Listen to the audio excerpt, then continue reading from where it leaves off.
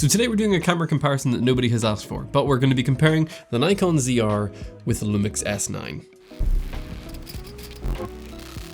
Now I actually think this is a pretty interesting comparison because the Nikon ZR is often compared to the Sony FX3, which is twice the price of the Nikon ZR. But what if we flipped it and we asked what camera is half the price of the Nikon ZR? And that would be something like the Lumix S9, which are actually surprisingly similar cameras. First up, let's just talk price. The Nikon ZR is $2,200. The Lumix S9 comes in at $1,200. Now both of these cameras tend to lean towards videography in my mind. I mean, they both can take photos and they're very capable at taking photos, but they're definitely more designed for videography. Photography wise though, neither of them have mechanical shutters. They are both electronic shutter cameras. They both have this kind of compact mirrorless design. They are actually very similar in shape, but the Nikon ZR is a fair bit bigger and a decent bit heavier as well. Now one of the big things that you get with the Nikon ZR, one, the grip is slightly better than the Lumix S9, not by much, but it is slightly better, and you get this massive LCD screen. This big 4-inch LED screen is a huge upgrade from the small 3-inch LCD screen that you get on the Lumix S9. When you hold these up side by side, you can kind of see just how big the difference is between these two monitors. It is a substantial difference in monitor size. But in saying that, the Lumix S9 has some more monitoring features than the Nikon ZR does. You get anamorphic D-squeeze in camera. You get real-time LUT features, so you can really super simply add your LUTs straight onto this camera and bake them into your footage. Now you can do this with the Nikon ZR as well, but it is definitely more intuitive on the Lumix S9. On the back of the camera, surprisingly, the Lumix S9 has far more buttons and controls that you can use to control the settings of your camera. The Nikon ZR is set up to be incredibly simple and minimal. That's not a bad thing necessarily, it just depends on what it is that you want. Another key difference between these two cameras is their lens mounts and their lens options. The Lumix uses the L mount system, which has a lot of options actually for it right now. There are a lot of new lenses and third-party companies coming out with really great lenses for the L mount system. The Nikon ZR on the other hand uses the Z mount, which has a lot of lenses available, first party and third party, but also you can adapt Sony lenses onto this, so you have the entire range of Sony E-mount lenses and the entire range of Nikon Z-mount lenses can all go on this camera, so definitely big points to the Nikon for lens compatibility. Now when it comes to video recording, there are a couple of differences.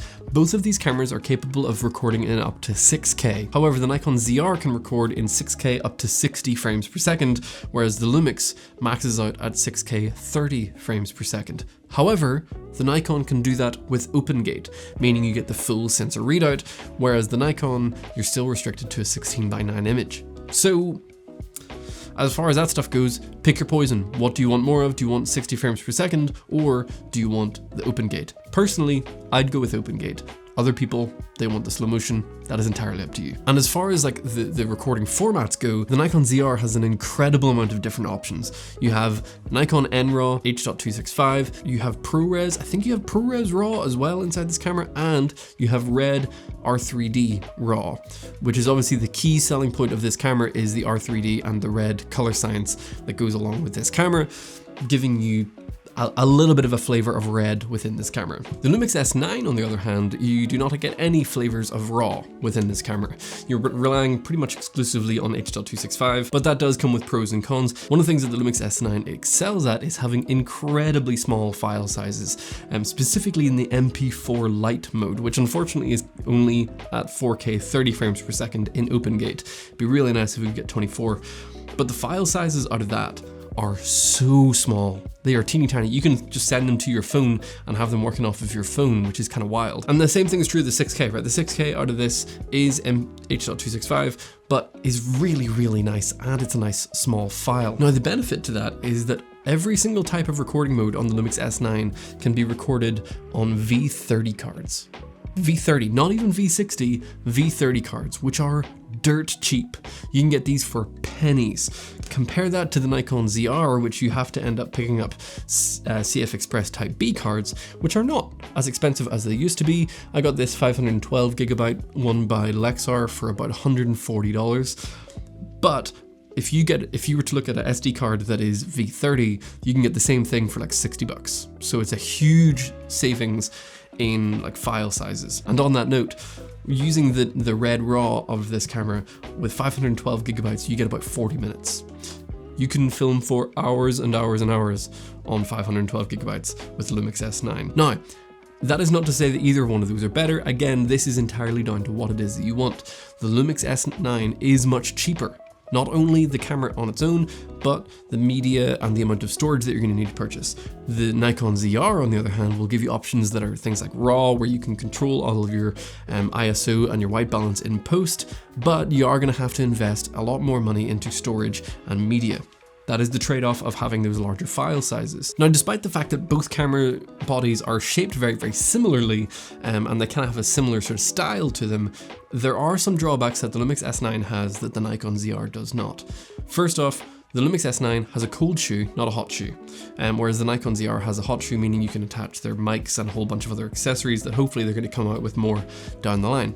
The Lumix S9, on the other hand, you can't attach anything to this that's going to like actually connect to the camera. It's just a cold shoe. Another problem with the Lumix S9 is you are more likely to run into overheating with this camera. In saying that, I have never had this camera overheat, and I just did a live stream the other day. It was a 2-hour live stream on this camera, and it didn't overheat. But it's the middle of winter right now, so what I would say is, out of these two cameras, if you're looking between these two and you live in like the desert, or you're filming weddings out in the super hot sun in the summer, get the Nikon ZR. I have not seen anybody have any problems with overheating on this camera. The Lumix S9 is more likely to overheat, but again, half the price. Is that a worthy trade-off for you? That is entirely up to you. All right, that's kind of all of the physical characteristics and the stuff about the cameras themselves that I kind of want to get into. I'm sure there's more that we could talk about, but what we're really interested in here is going to be image quality. So what we're going to do is we're going to take an M mount lens that I can attach to both cameras. We're going to make another video about that down the line. And we're going to record a little sequence on both of these cameras. And then I'm going to show you both of them. And I want you in the comments to tell me which one that you think is which.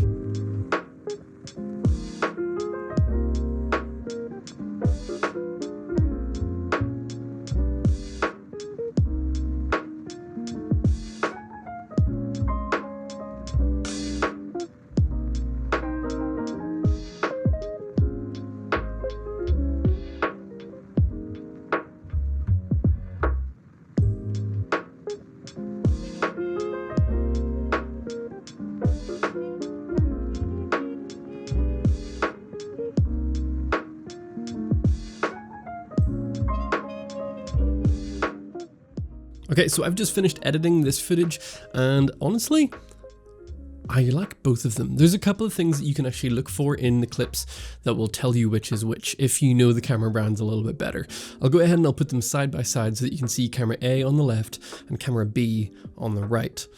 There's a couple of things to look out for. First off, color-wise, they do clean up to look pretty similar. Now, they're not exactly the same, but they are similar. I really noticed in editing in camera B, the blues were much more vibrant than they were on camera A.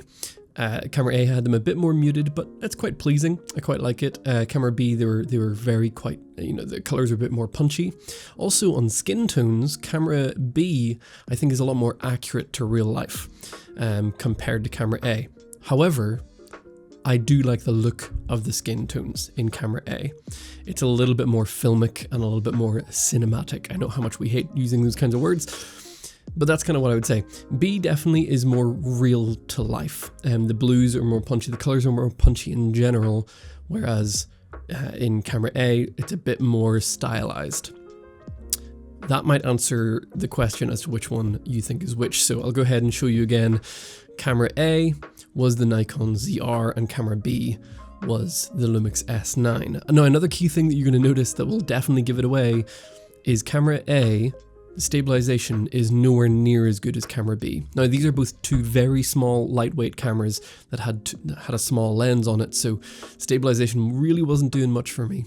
Now, personally, I really like having a handheld shot.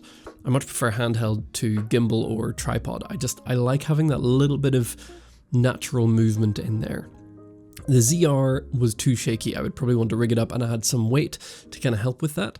Whereas the Lumix S9, for how small it is, the stabilization is unbelievable and has a clear lead compared to the Nikon ZR. Now, that might not be a make it or break it decision for you, but it's definitely something to note if you're looking for stabilization. The ZR isn't bad. It wasn't great in this clip, but I wasn't being particularly careful.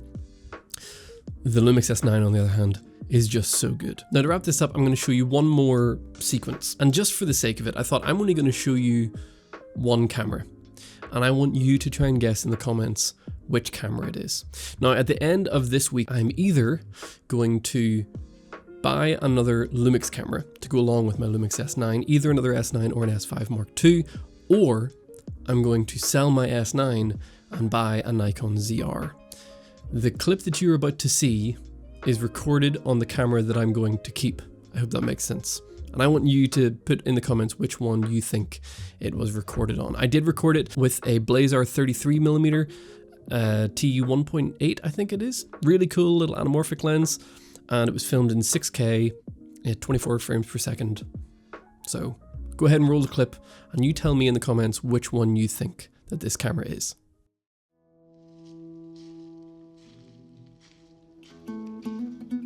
If we could turn off the screens, just for now, the laptops, the phones, the tablets, the computers, the smartwatch and the news. If we could unplug all these noises, all these modern devices, the beeps, the pings, the purrs, the hums.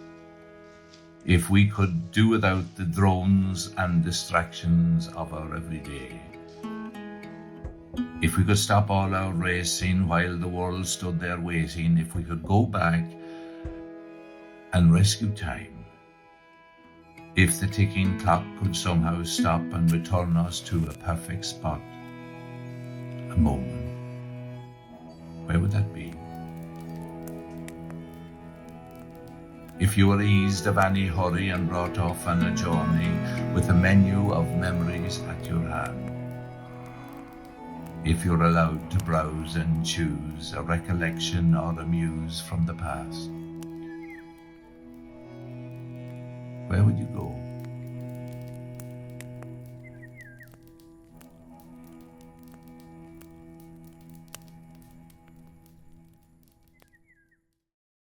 All right, that's about all I have. Both great cameras, two incredible cameras at incredible price points. If you've enjoyed the video, hit the like button, drop a comment, maybe even subscribe as we continue to build this channel. I appreciate all of you for doing so, and I hope that you have a wonderful day.